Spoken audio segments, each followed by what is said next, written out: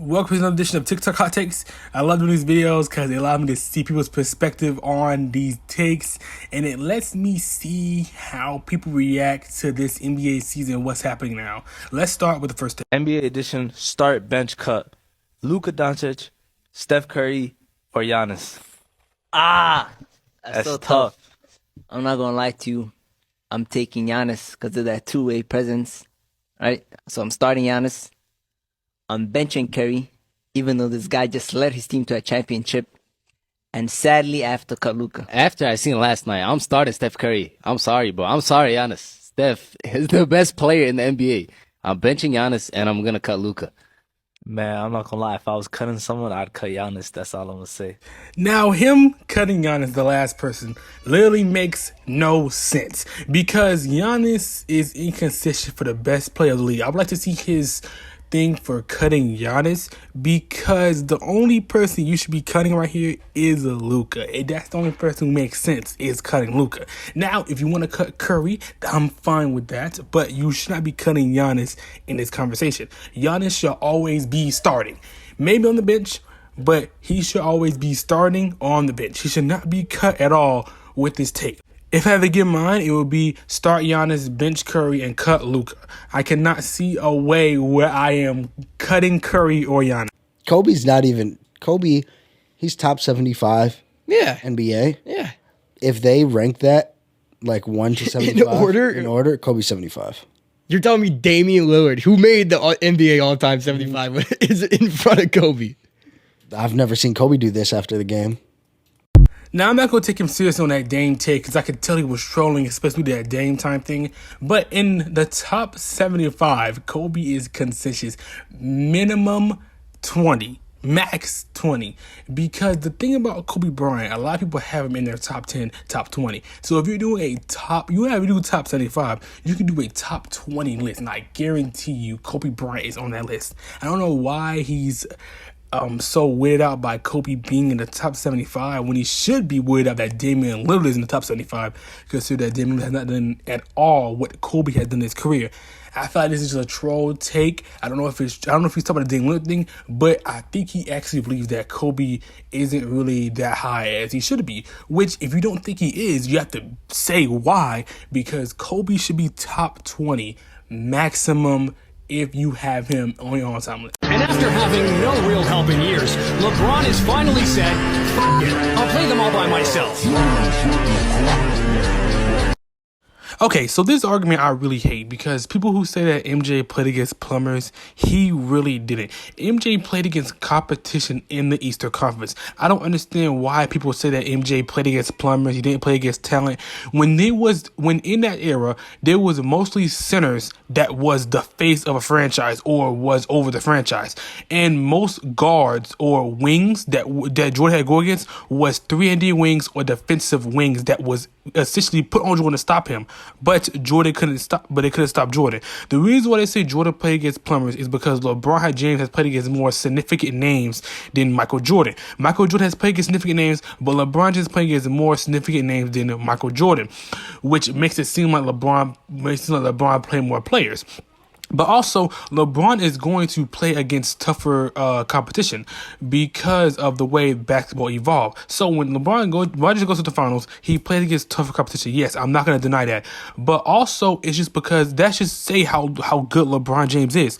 LeBron James is so good that he's able to carry teams to the NBA Finals. Now, the reason why that take doesn't really push up LeBron that high for me is because LeBron James, the stretch that he's been playing in the Eastern Conference that has been going to the finals, that stretch is very bad for the Eastern Conference.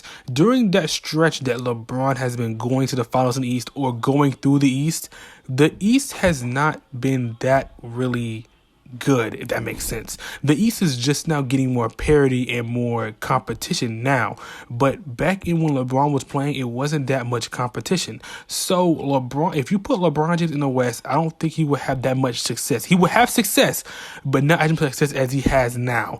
That's all I have to say about this take. MJ did not play against plumbers. MJ played against competition. I don't know why people use that to knock down MJ when MJ played against the competition and MJ destroyed the competition when they try to do something with. Who has had a better career up to this point, Luka or Trey? It's Luka. Luka. It's not even How? close, actually. How? Are you trolling, Now, Ron, or are you just talking? I hate when I have to take this goddamn host hat off. I don't do this quite too often. But Trey done things that Luka ain't done.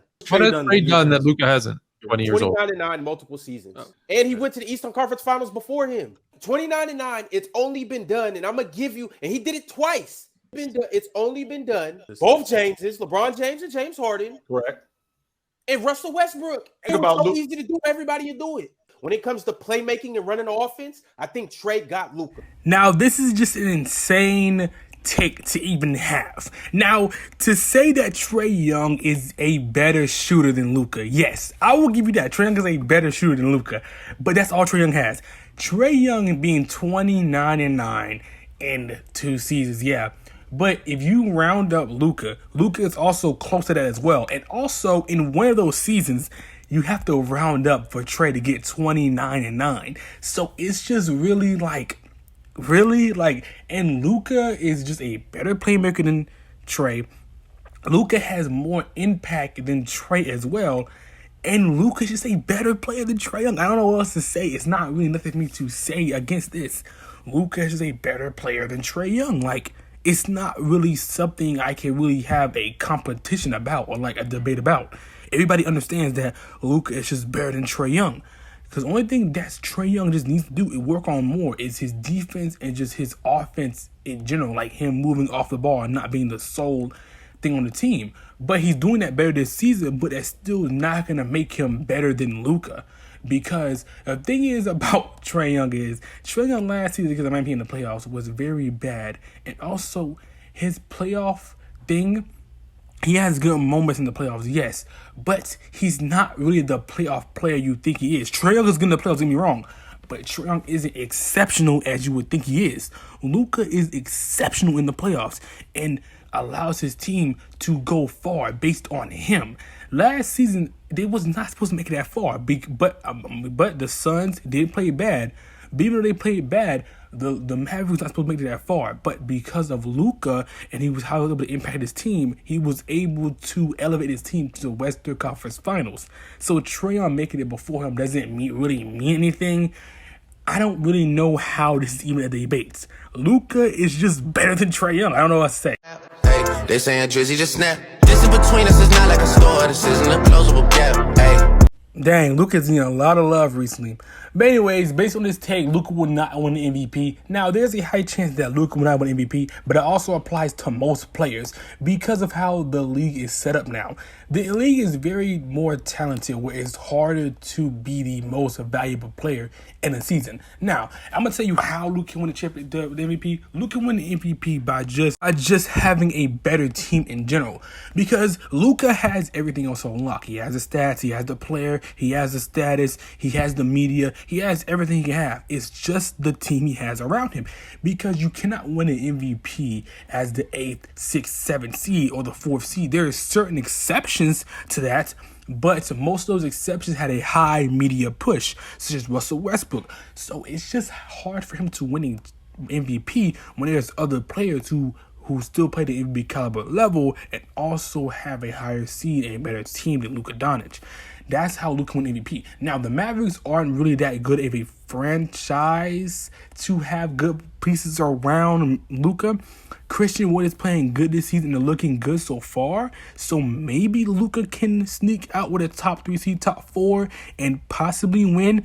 But it's just hard when you don't have a high-seeded team that can help you win the MVP. Top 10 players headed into the 2023 season. Right? At 2, I have Stephen Curry.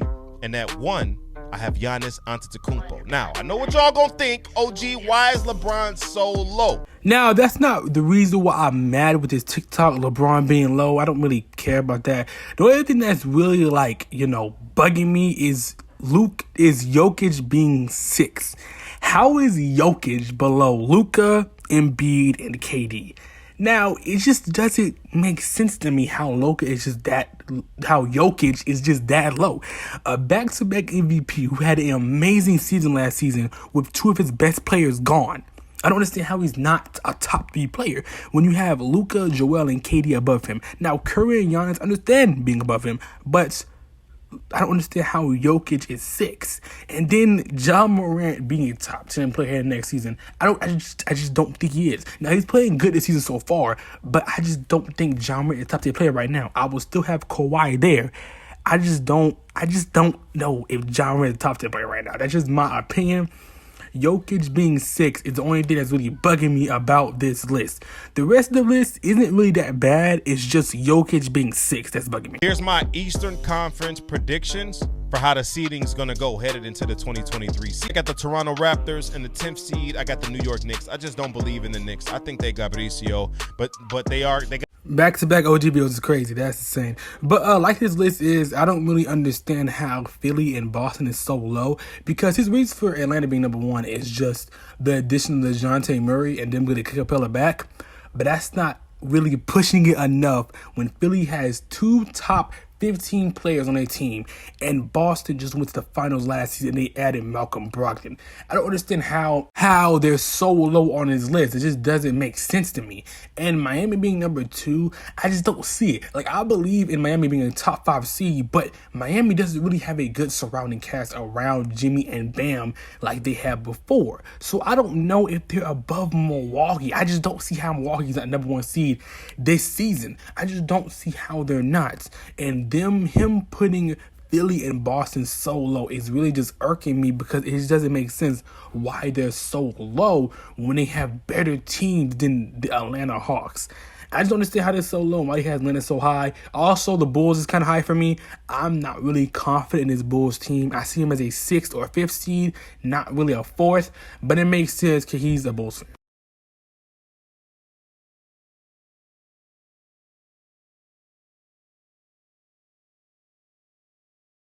Now it's time for the last take. Now, this is why I value impact and defense more than just being a better offensive player. Because as we know, Jimmy Butler is a better player than Jaylen Brown. But the stats doesn't tell you that. What tells you that is the impact he has on the team. Jimmy Butler has a huge impact on the team, not just playing, but also mentally and also on this team.